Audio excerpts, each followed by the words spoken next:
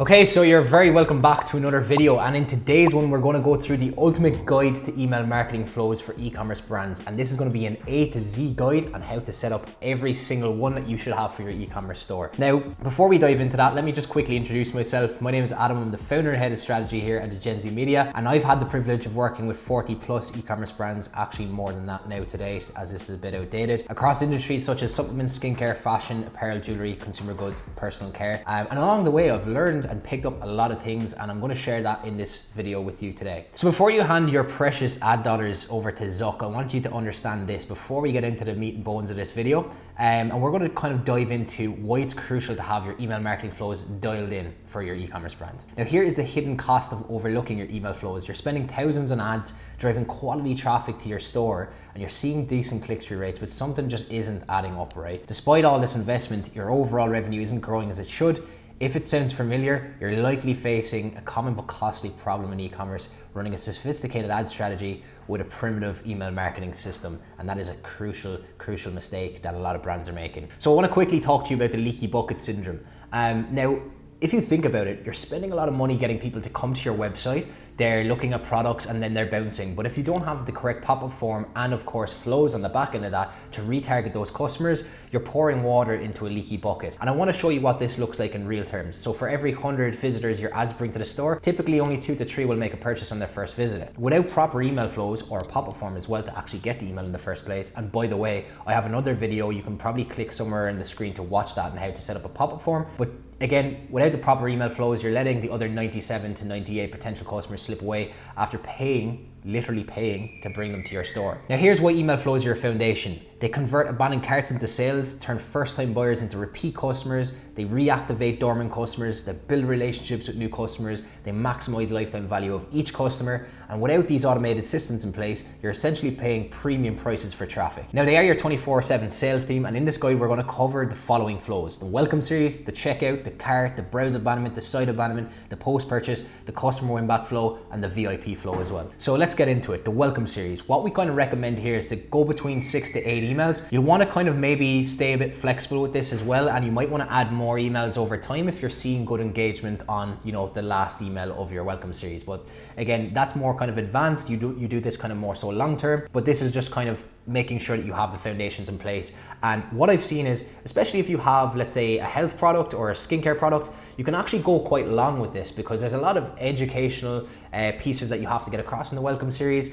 And one thing to remember as well before we dive into this is that please keep one email, one idea, one main objective. Don't try to do multiple things in an email. For example, I see a lot of brands in their welcome email, they're asking them to use their discount, then they're trying to send them to a blog, and then they're asking for a referral, and then they're asking for something else, and the customer is just bombarded with just information. Just keep it clean, one main idea, one clear CTA. Now why this matters is, like this flow more specifically, the first email of this flow is going to be the most opened, clicked, and probably bought from email in your entire funnel, and it will also, of course, have the highest conversion rate by and large. So nailing this is absolutely crucial. It's the first interaction a customer has with your brand. It allows you to tell your brand story, showcase some USPs, testimonials, reviews, send them to blogs. It's a chance to set expectations as well. It's the first impression, and first impressions do matter. So we're just going to quickly talk about the technical setup for this one. The trigger, of course, being when someone is added to a list. So in this case, we're calling it the master list for our agency. We just do that for our clients. Whatever list you're sending people to is the list which you're going to use for this, so your main list, your newsletter list. And then the filters you want to set up here are placed order 0 times since starting this flow. A little checklist that you want to run through before doing the technical setup here is that you must have a master list set up. You want to make sure that you have the flow exclusion trigger set up that I just showed there about placed order 0 times since starting this flow, because of course when someone places an order you want to kick them out. And then double opt-in must be turned off for the list as well. So here is actually how you do that. You just go to the list and segments, you go to your newsletter list or your master list, and then you make sure that you turn off double opt-in and you turn on single opt-in, and of course make sure to click save because it won't save if you don't do it. The reason why you'll also do this is just so that you can speed up your list growth. You don't really want someone signing up for a discount and then them having to click one email to confirm their subscription and then wait another, another minute for the next email to come. It just creates more friction. Now the strategy for this and the ultimate goal is to get the customer to place an order as quickly as possible. But that being said, it's a great opportunity to showcase other aspects of your brand, the USPs, what makes your brand unique, your brand philosophy, the story, the best-selling products. There's a lot of information you can kind of get across here. And again, please do remember what I said at the start of the video. One main idea, one email, one clear CTA. Do not try to do multiple different things in one email. Now I just want to quickly show you some examples here, and you can see one here from True Classic, a nice simple email. CTA is nice up and high. We have the offer clear as well, and we have our little code. I would probably make this code a bit more abundant in the email, to be honest with you, but it's not a bad effort. And of course, True Classic are one of the biggest D2C brands, so again, I'm sure that they obviously are getting good conversions on this. They might be split testing things, but my recommendation would be to have your code up a bit higher, just so customers don't kind of miss that. But you'll also see here that they're showcasing some reviews, showcasing some products. It's nice and simple. They're not really asking you to do 100 different things. They just want you to use their discount, and then they're going to save later emails then to talk to you about different things. We have a second email here as well, and generally what we like to do in our agency is try and showcase a bit of personality behind the brand, showcase the founders, the story, why was it started, and try to build that personal connection with the customer. Then for welcome email 3, what you might want to do here is position some products in front of the customer. You might want to showcase some reviews, and just build up a bit more trust with the customer as well. Now we're on to email 4. This might be a discount reminder, letting customers know like, hey, that discount you signed up for, yeah, it's actually, expiring in a couple of days, and it adds a bit of urgency, tries to get that customer to place an order as quickly as possible. Because remember, those first 30 days with a new subscriber are crucial. Engagement does tend to dip after that, so making sure that the customer is as engaged as possible within this first 30-day window is incredibly important. And of course, by engagement, I do mean trying to get them to place an order as well. And then welcome email 5. If you have a quiz on your website, it might be a good opportunity to send them to a quiz, or it might be a good opportunity to, position some different options in front of the customer as well. If they're a bit overwhelmed by the products on your website, you might try to position a few things in their way to try and, help them come up with a decision. So this is a nice way, and Natalist are doing this, where they have a little kind of bundle quiz, and they have different scenarios here and different recommendations based off of those scenarios. So that's a really, really cool email, and it slightly kind of gamifies the experience as well. It's a bit different to other emails, so that's quite a good one to take note of. And then welcome flow 6, again, kind of pushing some reviews.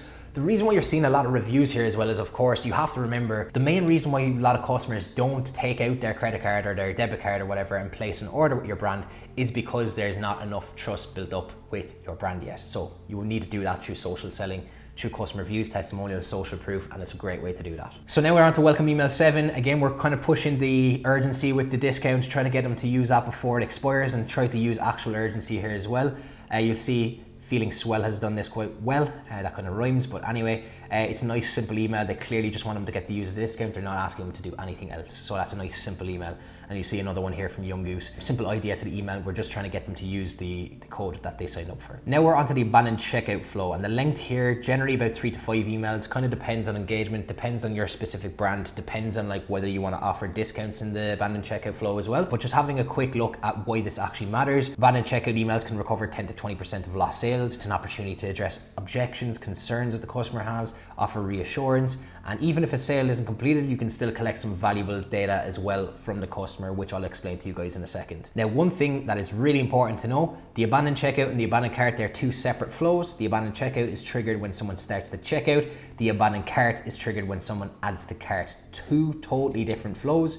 And I still to this day see 7 and 8 figure brands missing this, and they're missing out on a lot of traffic and a lot of revenue as well. Now the technical setup for the abandoned checkout, as I mentioned, trigger is checkout started. The filters will be they've placed orders 0 times since starting this flow, and you want to make sure that you're not retargeting people too frequently as well with this. So you probably want to make sure that they haven't been live in the flow within the last 2 weeks. Again, that's kind of dependent on your aggressiveness appetite as well, but generally 14 days is quite a good starting point. And then going on to the abandoned cart, the cart trigger here is going to be added to cart, and then our flow filters will be place order 0 times since starting this flow, because we don't want to be following up with them if they've already placed an order, of course. They haven't been in the flow in the last 30 days, you can use 14 as well. It's completely down to personal preference. And then they've checkout started 0 times since starting this flow. That will just make sure that the abandoned checkout and the abandoned cart flows aren't double sending. Now the strategy here, and there's multiple ways in which you can kind of do this, but what I would suggest is have a think for your own brand, and you can come up with an idea as to whether you want to split based off of the purchase history. So whether they're a buyer or a non-buyer, whether they're looking at a specific collection, specific product,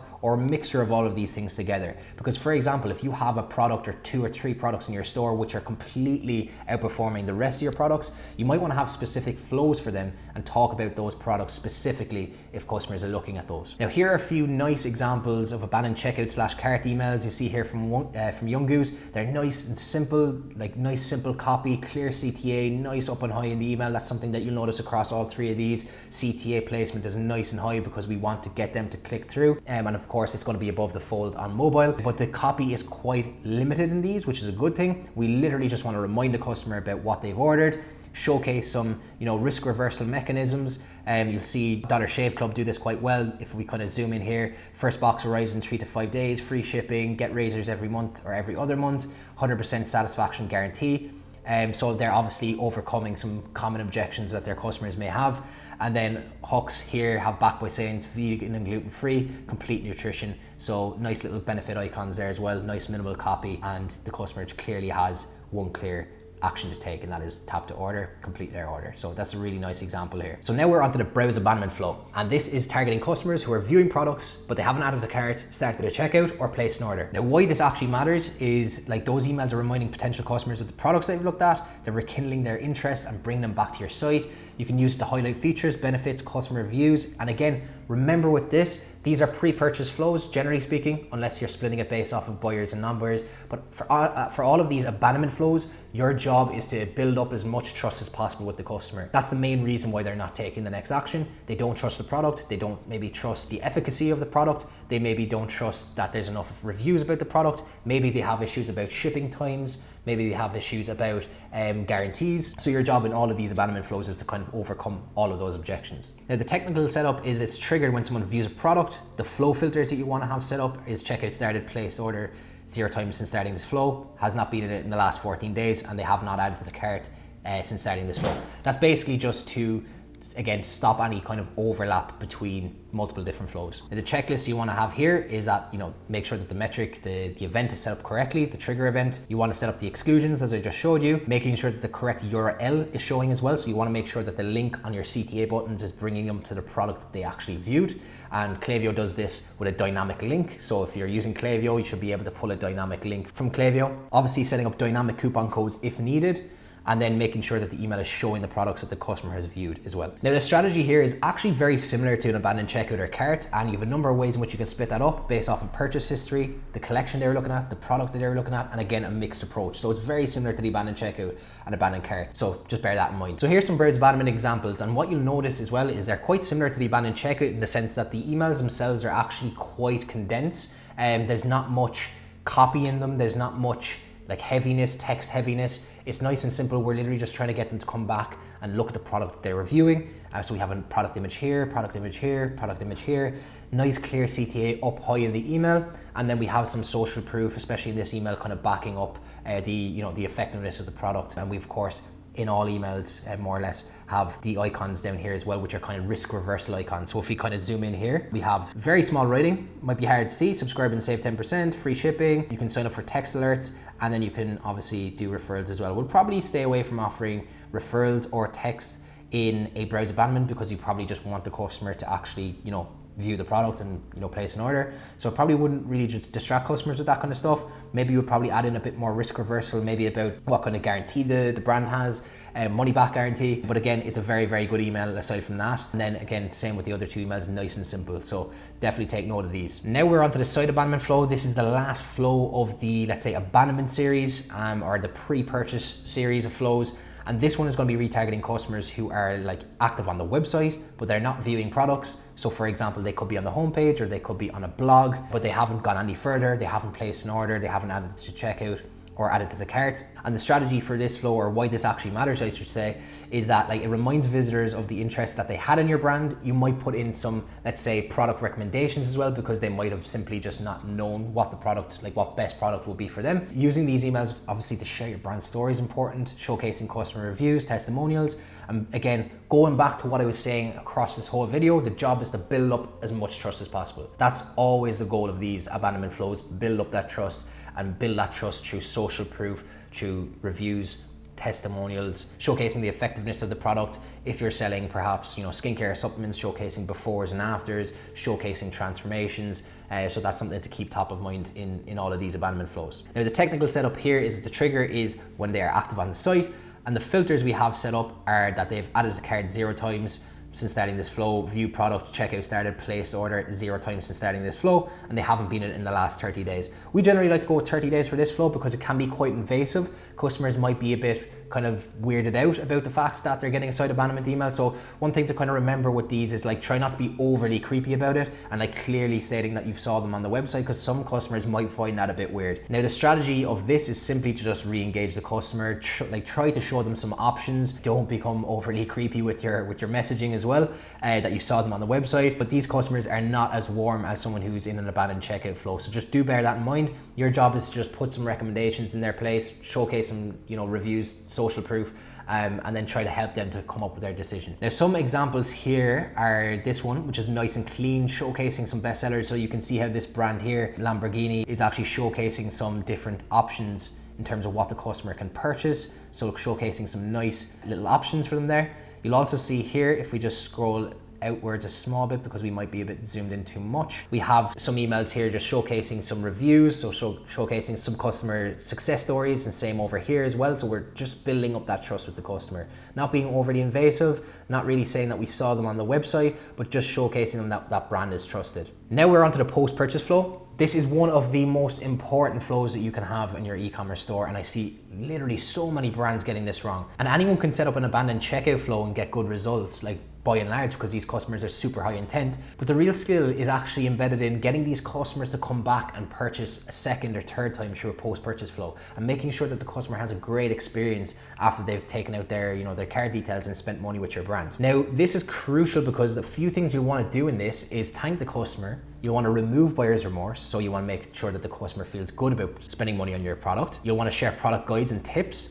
personally check in as well, and this works really well if you send a plain text email checking in from the founder and then pushing them to an SMS list and then asking for a reorder. You want to make sure that you're doing all of these things before you're asking for a reorder, just to leave the customer with a good experience and make sure that like everything is kind of looking sweet from a customer experience standpoint before you start asking with the handout for a reorder.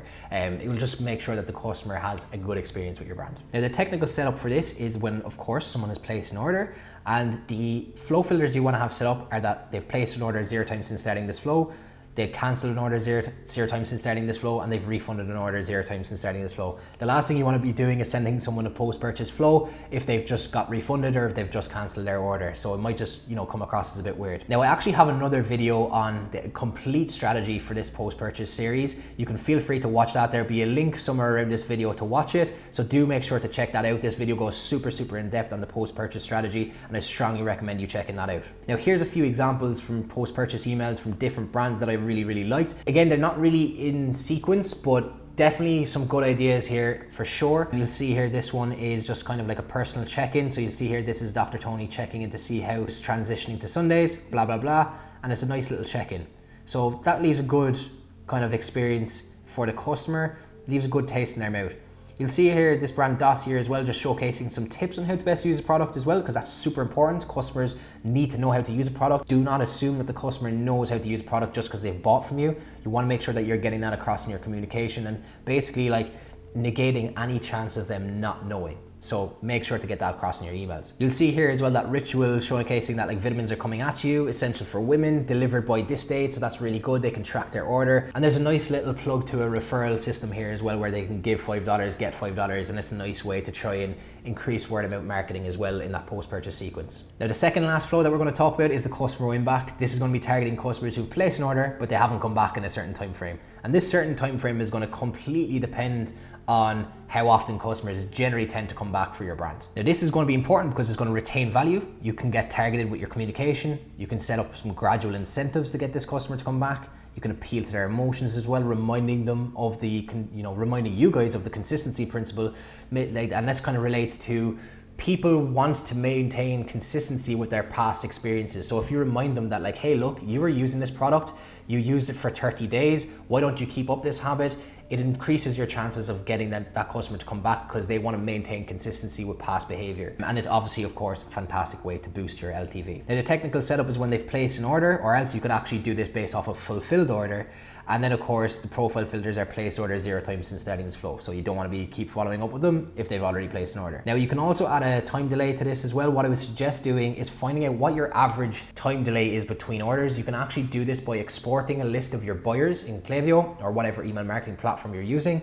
And then you can find the average day between orders. So select that as another export property when you're taking out your sheet. I can actually nearly make another YouTube video about this, by the way. And what you can do is you can take the average, so the average of the average essentially, or the average times days between orders. And then you can perhaps come up with an average of, let's say, 90 days. So then you might decide to maybe send your customer in back at the 75-day mark, just before they're maybe running out of new product. But whatever way you do it, I would strongly recommend split testing 2 different time delays just to see what works best. Now the strategy here is that the customer journey does not end when the customer has placed an order. That is literally just the beginning. The real challenge is getting these customers to come back, and that's why this flow is so crucial. It's about reminding them what they're missing out on, reinforcing your brand's unique selling points, and most importantly as well is reminding them of that good habit that they've just kept up. For example, if you're selling supplements or skincare, you want to remind them that that's a good habit. They should try to continue to do that. Now, here's some nice examples of customer win-back emails. You'll see here that, of course, missing that Trocam feeling. So you were just trying to remind them, hey, did you like the feeling of that product? Are you missing it? Then you're just showcasing the benefits again and asking them to place a reorder. We have another one here as well, showcasing a nice product shots. And now we have another one here just showcasing more, of course, top picks for the customer as well. So just showcasing a bit more options, try to get them to get onto other products as well, if that's an option. And last but not least, we have the VIP flow. So this flow is actually going to retarget customers who have placed a certain amount of orders or they've spent a certain amount of money, completely dependent on your own brand. For most brands, what we would do is we'd say, okay, if the person has placed 3 orders overall time, they're considered a VIP. And what you want to do in this flow is make sure that these customers are treated like royalty. Now, why this actually matters is that it's a good way to kind of acknowledge your top customers, make them feel again like royalty, make them feel appreciated. You can offer them special perks, discounts, offers, VIP only content, and you're creating a feeling of exclusivity as well amongst your top customers. So it's definitely worth doing this. The conversion rates are generally very, very good with these kind of flows as well. So it's something I would recommend you have to have in your strategy. Now the technical setup here is you'll see that I have a segment called VIP 3+ purchasers. We have the profile filter, of course, place order 0 times since starting this flow. We do not want to be following up with these customers if they place an order throughout the flow. We have our segment here, so they've placed an order at least 3 over all time. And then the person can receive email marketing, of course, because the person is subscribed. We want to make sure they're actually on the list. Now the strategy here is all about making sure the customer feels appreciated. You're rolling out the red carpet for them. You're giving them perks. You could actually even use this as a data source as well. Ask the customers to, let them know how their experience is. Is there anything that they would change? Because these are brand advocates. They're probably more than likely to give you some good advice on where you can improve your systems, your business, the customer experience. So I would probably recommend trying to extract some information from these customers as well, because they're a fantastic data source. Now here is a few examples of different VIP emails as well. You'll see here that 2 out of these 3 that I've chosen are plain text, because I feel like this comes across as quite personal. And of course, this one's from the founders. It has the VIP code in that as well. Lets them know they're part of the VIP club as well. You'll see this one has a discount as well. So it's good to kind of reward these customers, make them feel appreciated. And I think a plain text email kind of works well in these situations. Plain text check-in from the founder here, letting them know hey, you're in the VIP club, and making them just feel appreciated for that. And that's a wrap. So if you'd like to go a step further and you're running an e-commerce brand doing over 50K per month, I would absolutely love to provide you with a free retention marketing audit. All you have to do is click the link down below in the description, and I'd be more than happy to have a chat with you, and we'll try and put a plan in place for your brand for 2025. If you're not ready for that just yet, feel free to grab this entire presentation down below in the link in the description, and I hope to be seeing you on the next video.